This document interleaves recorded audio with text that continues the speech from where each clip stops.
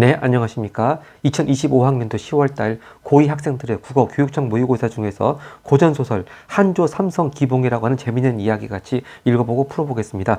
이 제목이 한자로 써져 있는데요. 한조, 즉 중국 한나라 왕조 때 삼성, 세 가지 서로 다른 성씨를 가진 세 사람이 기봉, 기이하게 만난다. 그런 얘기인데, 작년 10월달 경기도 교육청 10월달 고2 모의고사에서도요, 그때 고전소설로 당태종전이 나왔습니다. 좀 이따 보기에서도 보시겠지만, 요번 한조 삼성 기봉도 저 세상에 갔다가 다시 환생하는 모티프인데, 그 당태종전 역시 환생 모티프가 들어있었죠. 그래서 원래 우리가 역사에서 알고 있는 당태종의 수명보다 먼저 일찍 저승에 갔는데, 다시 한번 이렇게 해가지고, 환생해서 돌아왔다. 이제 그런 얘기가 나오는데, 하여튼 경기교육청에서 국어 고전소설 출제 담당하시는 분들이 중국 왕조하고 특히 환생 모티프 이야기를 좋아하시는 것 같습니다. 자, 그럼 먼저 길잡이가 될 수 있는 보기부터 먼저 보겠습니다. 네, 34번에 보기가 나와 있습니다. 한조 삼성 기봉에는 부부가 전생과 다른 성별을 환생하는 환생단 구조가 드러난다. 즉, 부인하고 남편하고 남자 여자 성별이 바뀐다, 그런 얘기고요. 작품에서 여성 인물은 남편으로 인한 심적 고통을 토로하며 환생을 통해 이를 보상받고자 하는데 초월적 존재가 개입하여 이를 돕는다. 자, 역시 초월적 존재, 어떤 분이 나오실까 보겠습니다. 환생 전후의 부부관계가 역전되어 전생의 남편은 환생 후, 그러니까 전생의 남편이 환생해서 이제 부인이 되었겠죠. 그 환생 후 전생의 아내, 즉 현재 남편이 겪었던 심적 고통을 겪게 된다, 그런 얘기가 되겠습니다.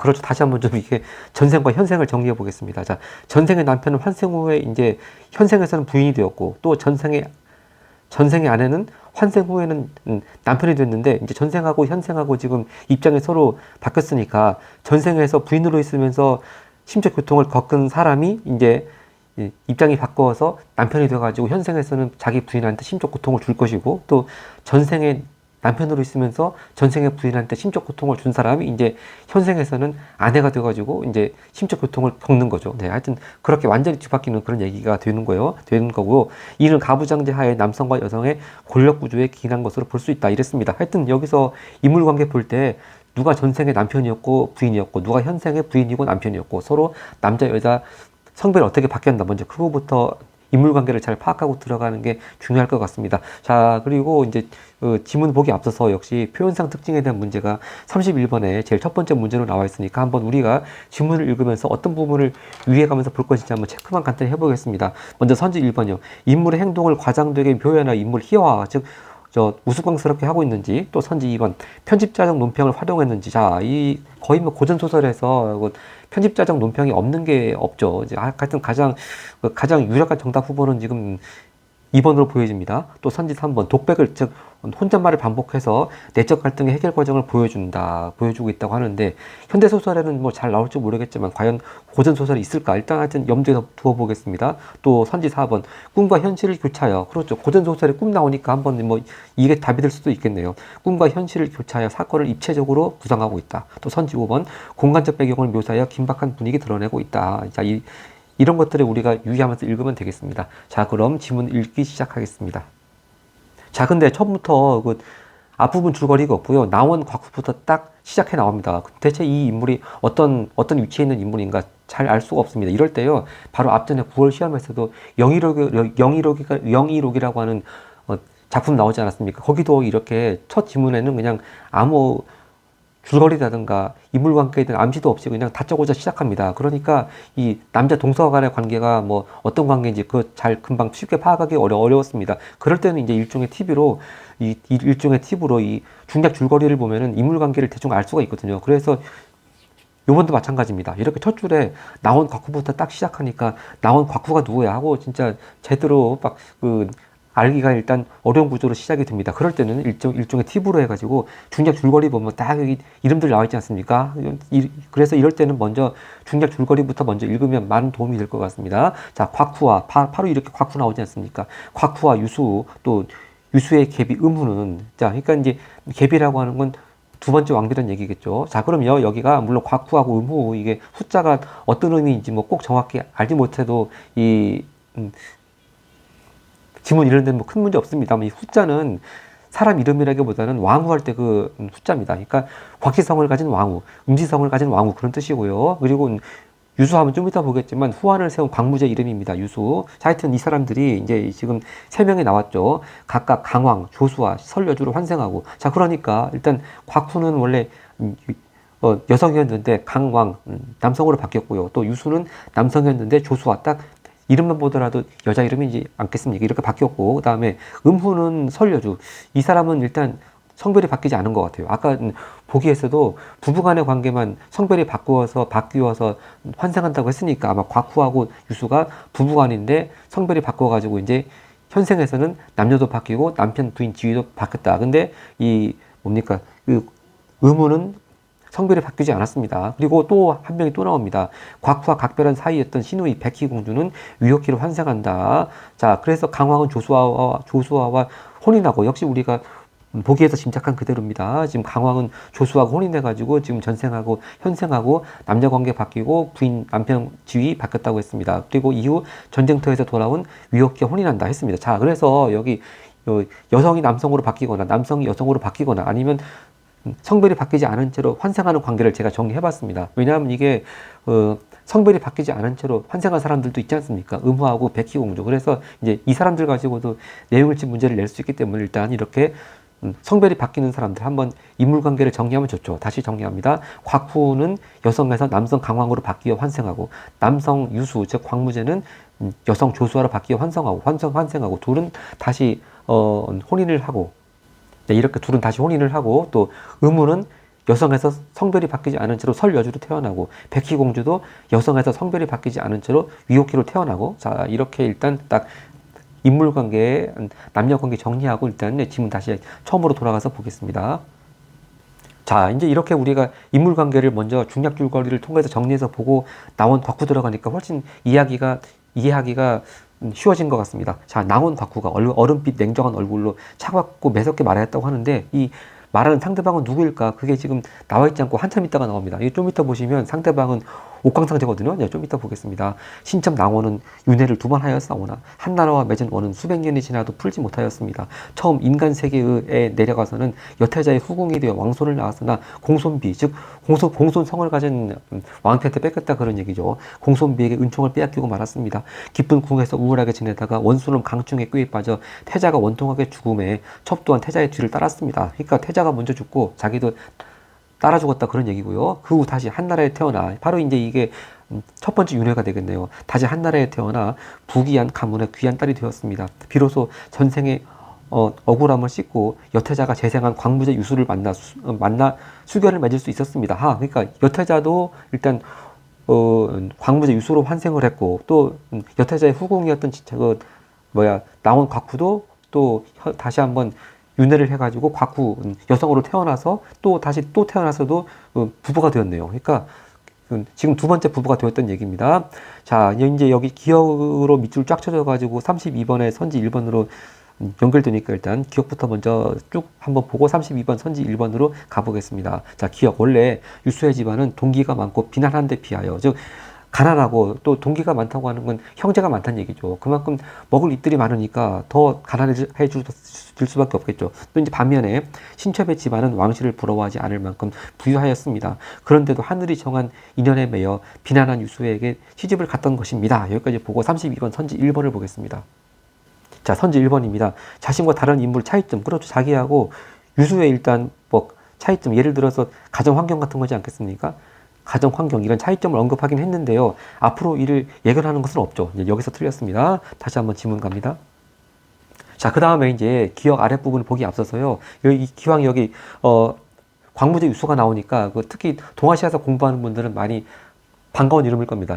광무제가 후한을 세운 사람이거든요. 그래서 이 한나라 역사가 처음에 유방이 먼저 한나라를 세워가지고 한 고조가 됐지 않습니까? 그러다가 쭉 세월이 흘러오다가 기원 후 1세기 들어와가지고 기원 후 1세기 초에 이 왕방이라고 하는 위척이 한나라 황실을 몰아내고 이제 자기가 새로운 왕조를 엽니다. 그래서 그 왕방이 세운 나라를 신나라라고 그러죠. 신나라. 근데 신나라도 얼마 못 가서 바로 망하게 되는데, 이제 그 신나라를 몰아냈던 사람이 바로 여기 나오는 유수입니다. 다시 그래서 유씨가 이렇게 유씨가 다시 이렇게 새로운 나라를 세우고, 같은 유씨니까 이제 계속 나라 이름을 한나라라고 했습니다. 그래서 이때부터 후한이라고 불리게 되는 것이죠. 이때가 1세기 때고, 그 다음에 이 유수가 후한을 세우면서 연호를 광무라고 했기 때문에 광무제라고도 불립니다. 근데 광무 어디서 우리 한국 살 때도 많이 들어본 이름 아니겠습니까? 바로 고종이 대한제국을 세우면서 연호를 광무라고 하지 않습니까? 그래서 이제 고종을 가리켜서 광무황제라고도 하죠.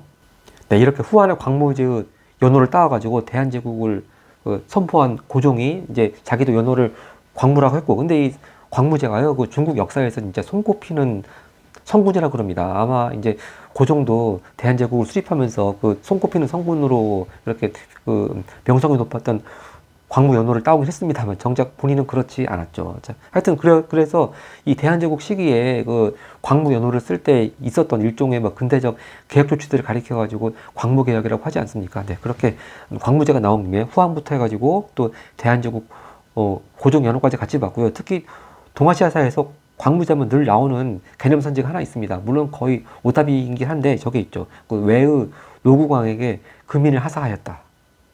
네, 제가 이렇게 위쪽에 써놨습니다만 왜 노구광이라고 하는 사람한테 이 후한 광무제가 금인을 하사했습니다. 거의 오답선지로만 잘 나오는 개념인데 이 또 동아시아사 공부하는 분들은 이 후한 광무제 나왔을 때 왜 노구광과 같이 또 떠올리면서 더 반가운 이름이었을 것 같습니다. 네, 다시 지문으로 돌아갑니다. 자, 이렇게 해서 유수에게 시집을 갔어요. 색간 초가집에서 뽕을 심고 보리죽이라도 쓰며 남편의 뜻을 따르고, 바로 이제 이게 아까 봤던 그 유수의 집안이 빈한한 거죠. 빈한. 네, 여기 빈한한 바로 그런 상황입니다.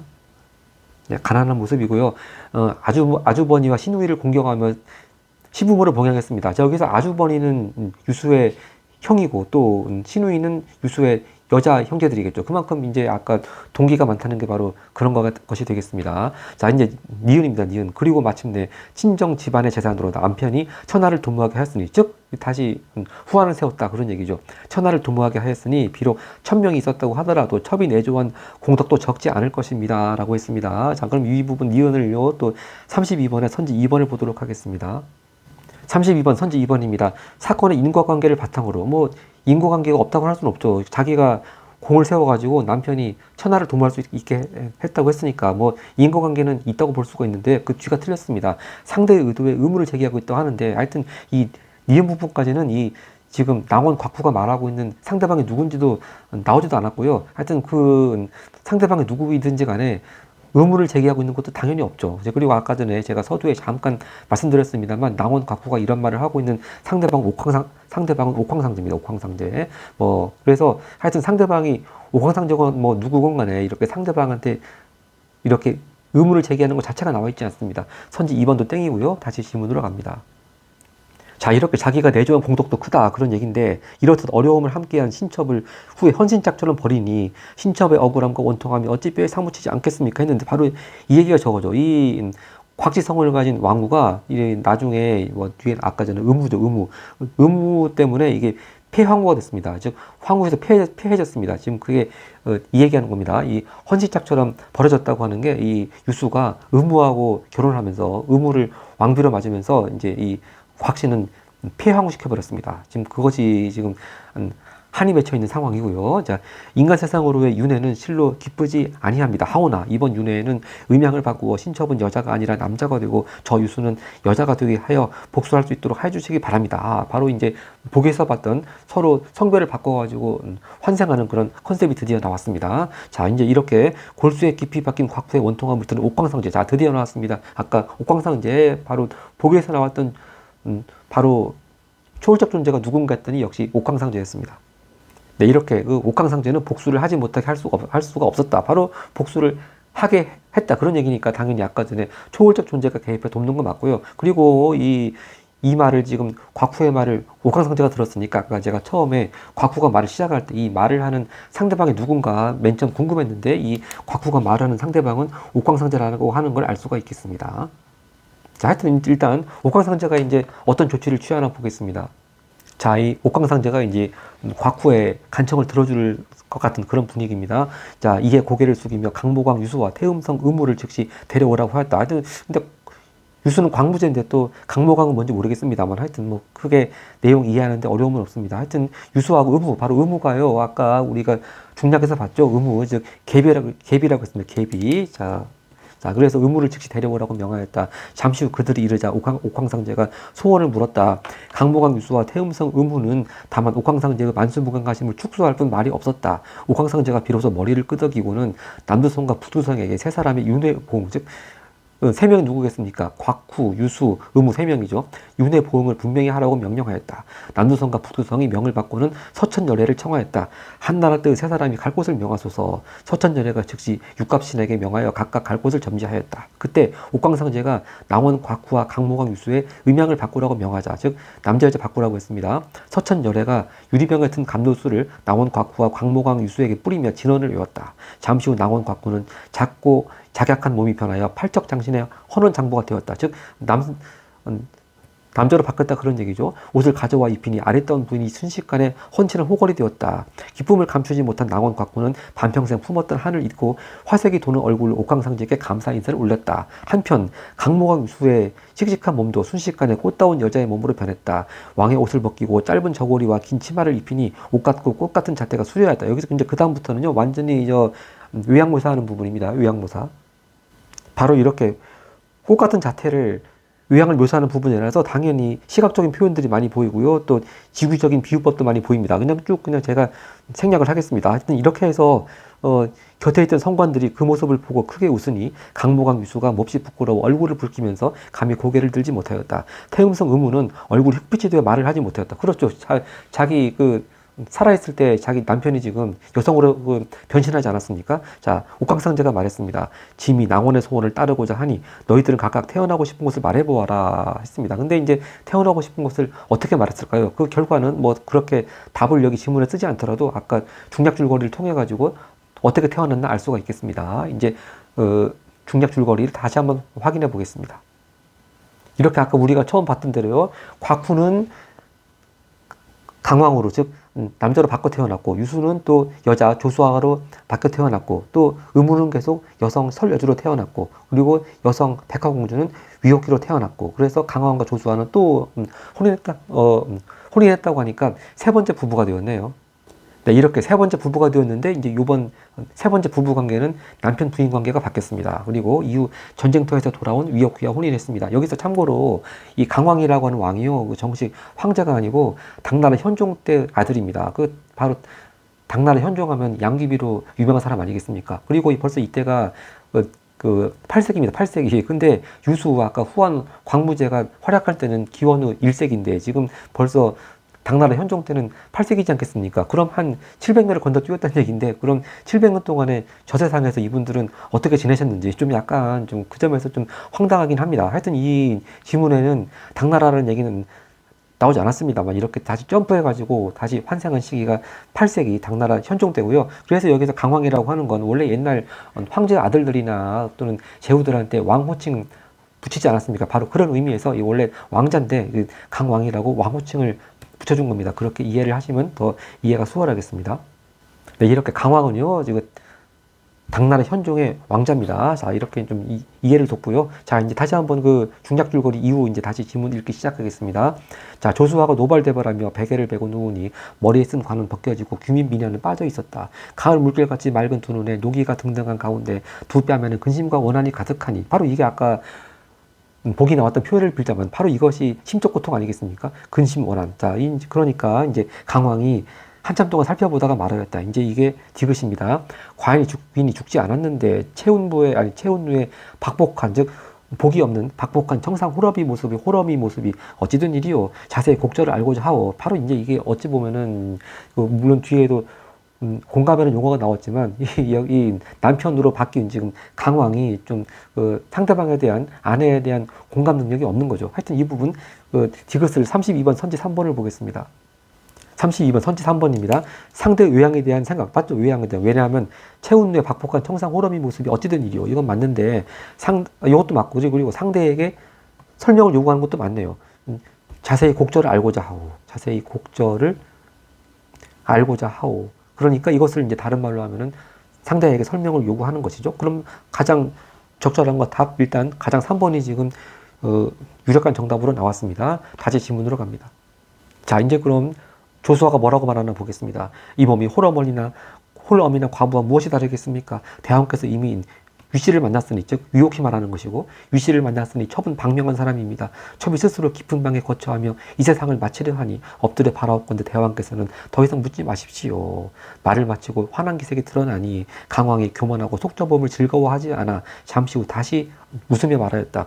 유씨는 당초 과인과 혼인을 약속했던 옛 정인이요. 또한 남서 땅에서 세운 큰 공은 갚을 길이 없고 과인을 병에서 구한 은공 또한 적지 않소. 이런 이유로 임금께서 바로 그래서 아까 제가 말씀드린 것처럼 강왕이 정식 황제는 아니고 자기 아버지는 자기 아버지가 황제고 바로 이제 그 자기 아버지 황제를 가리키는 말입니다. 이런 이유로 임금께서 표창하신 것이고 과인이 또한 공경하는 것이요. 유씨가 궁중에 온 지 겨우 이틀인데 부인이 이처럼 투기를 하니 그 곡절을 알지 못하겠소. 부인의 이런 뜬금없는 행동을 과인이 또 어찌 웃어넘길 수 있겠소. 스스로 성질을 이기지 못하여 자녀를 때리니 투기하는 부인이 무서워 과인이 어찌 장부의 풍류를 없앨 수 있겠어. 바로 이제 이것이 아까 복이 나온 표현을 빌자면은 가부장적 권력구조 같은 그런 마인드지 않겠습니까? 자, 그리고 이제 여전히 부인에 대해서 공감 능력이 부족하고 가부장적인 권력구조 같은 사고 방식을 그대로 드러내는 말이 되겠습니다. 하여튼 이렇게 말을 마치고 말을 마치고 발걸음을 돌려 남궁으로 향하였다. 자,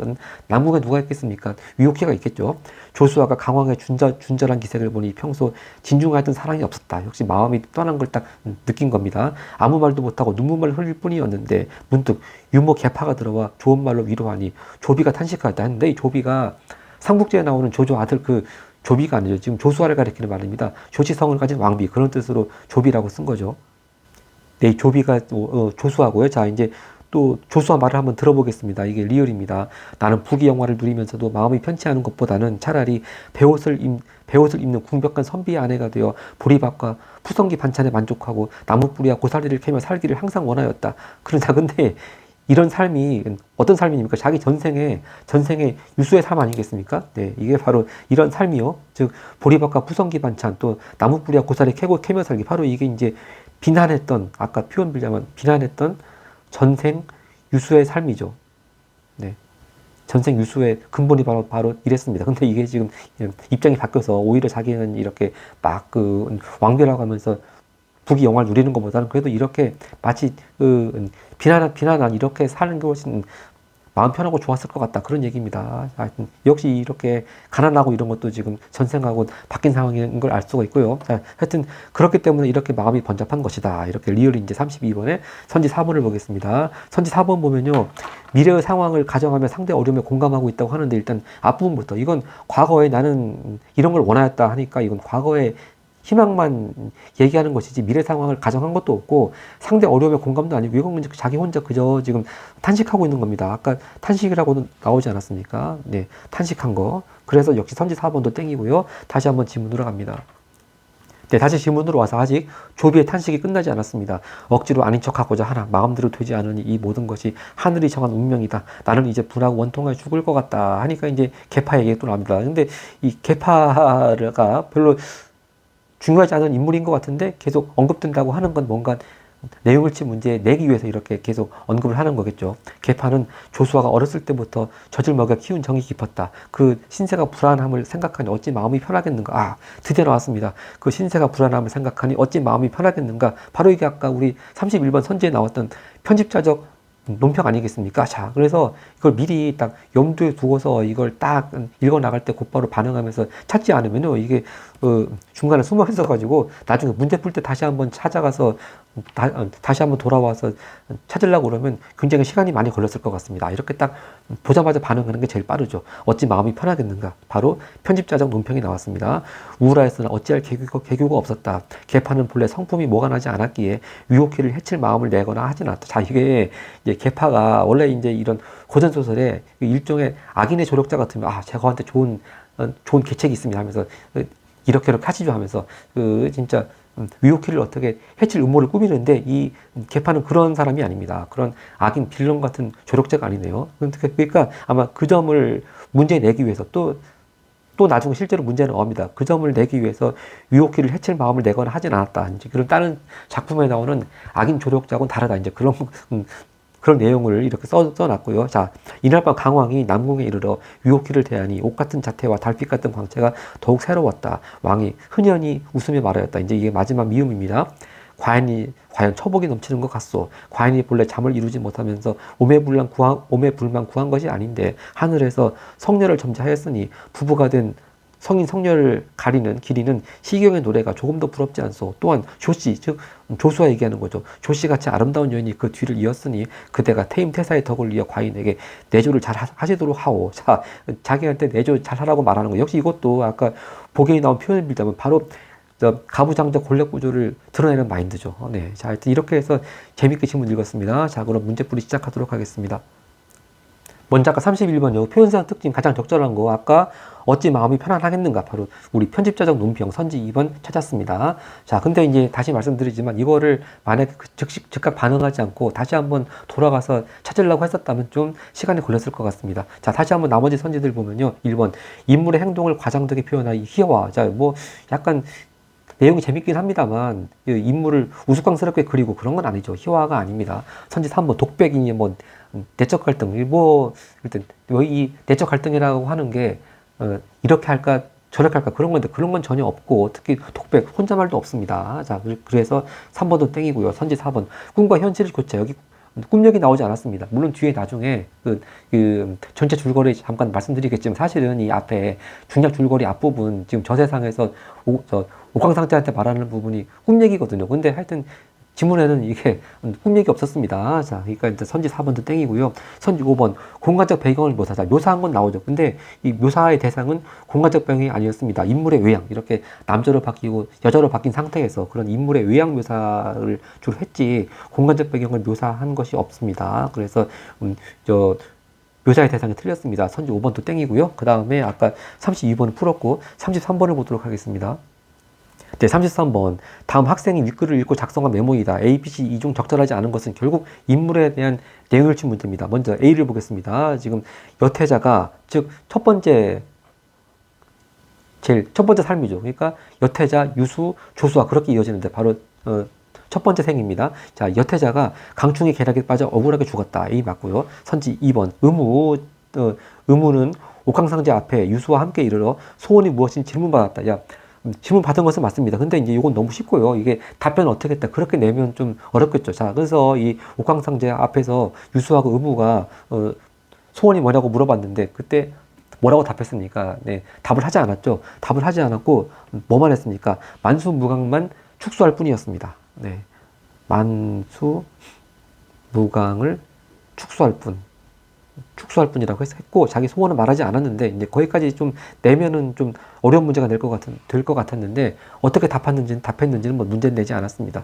자, 그리고 이제 세 번째입니다. 남두성과 북두성 옥황상제의 명령을 받고 서천열애를 불러. 이것도 맞고요. 그다음에 선지 D것입니다. 아니 D 위옥희가요 남서 땅에서 공을 세우고 강왕을 병에서 구함. 이것도 그대로 맞습니다.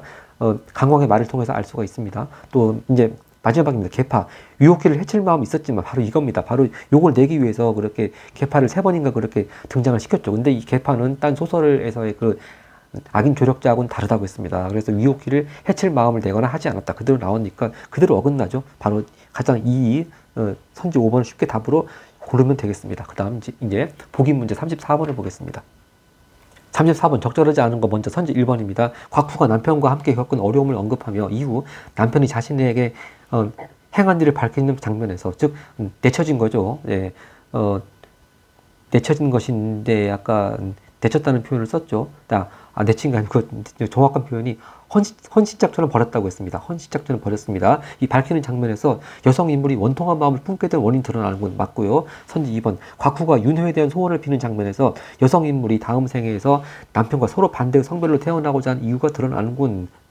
이것도 그대로 맞고 선지 3번입니다. 옥황상제가 한나라 시대의 세 사람의 윤회를 관장하는 장면에서 초월적 존재가 개입하여 인물의 부탁을 수용 맞습니다. 지금 여기서 말하는 인물은 곽후를 말하는 것이겠죠. 곽후의 이런 부탁을 받아들여 주니까 수용하는 거 맞고요. 선지 4번입니다. 조수아가 스스로를 박명하다고 인식하고 불안 감정을 토로하는 것에서 환생으로 인해 부부의 처지가 역전되어 이거 맞고요. 전생의 남편이었던 인물, 즉 전생의 남편 누구였습니까? 유수 광무제였습니다. 전생의 남편이었던 인물이 심적 고통을 받는 상황에 처했음을 알 수 있고, 네, 그대로 역시 역전돼가지고 심적 고통을 받고 있습니다.